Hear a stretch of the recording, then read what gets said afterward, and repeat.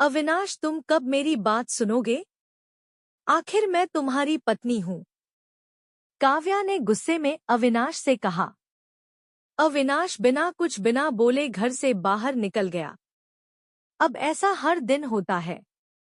काव्या अपनी सास सुलोचना जी की बहुत इज्जत करती थी, लेकिन सुलोचना जी हमेशा उसे नीचा दिखाने की कोशिश में लगी रहती थी।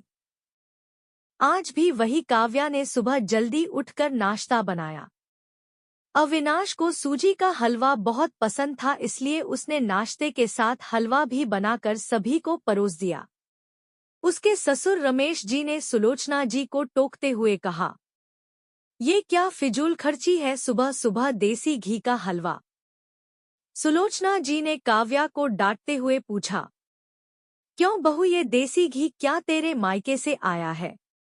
मांजी, वो इन्हें हलवा बहुत पसंद है, इसलिए थोड़ा सा बनाया है।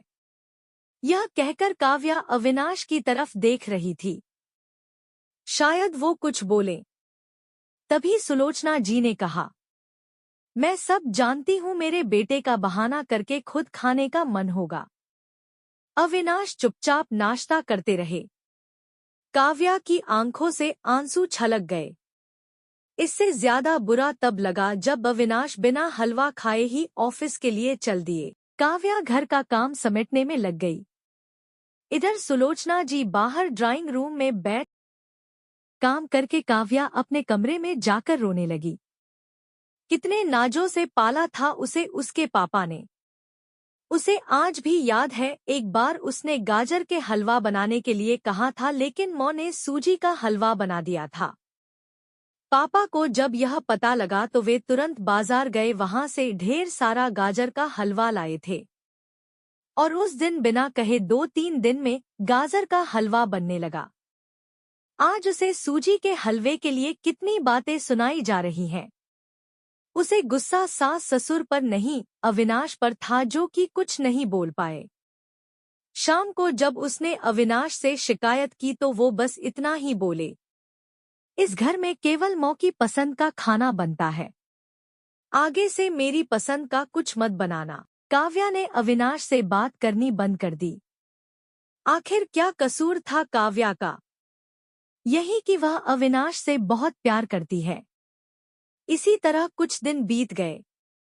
एक दिन काव्या ने सुलोचना जी से कहा, मांजी, मैं अपने घर जाना चाहती हूँ कुछ दिन के लिए।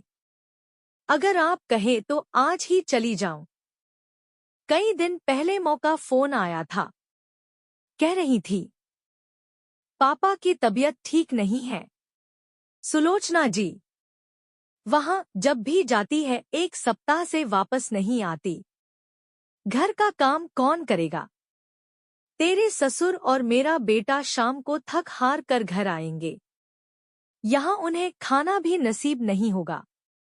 मुझे तो चक्कर आ रहे हैं। मैं खाना नहीं बना सकती। जाना है तो एक दिन के लिए चली जा। काव्या मन मार कर एक दिन के लिए पीहर पहुंच जाती है। वहां पहुंचकर उसे और भी आश्चर्य होता है। भाभी, मम्मी पापा कहाँ गए? काव्या ने घबराकर पूछा। उन दोनों का घर में मन कहाँ लगता है। तीर्थ पर गए हैं, न जाने कब आएंगे। वैसे तुम कितने दिनों के लिए आई हो? क्योंकि मुझे भी अपने पीहर जाना है। संगीता भाभी का यह व्यवहार देखकर काव्या चौंक गई। क्या ये वही भाभी हैं जो उनसे बहुत स्नेह जताती थी? काव्या सोफे पर बैठी सोच रही थी। अच्छा, वो जो भैया ने मकान के पेपर साइन करा लिए थे, मैंने अपना हिस्सा छोड़ दिया था। शायद उसी साइन के लिए मेरे से प्यार जताया जा रहा था। काव्या उठकर खड़ी हो गई। भाभी, मुझे कुछ काम याद आ गया, मैं फिर आऊंगी। कहकर वह तेजी से घर से बाहर निकल गई। पीछे से गेट बंद होने की आवाज से वह समझ गई कि उसके जाने से भाभी को कोई खास फर्क नहीं पड़ा।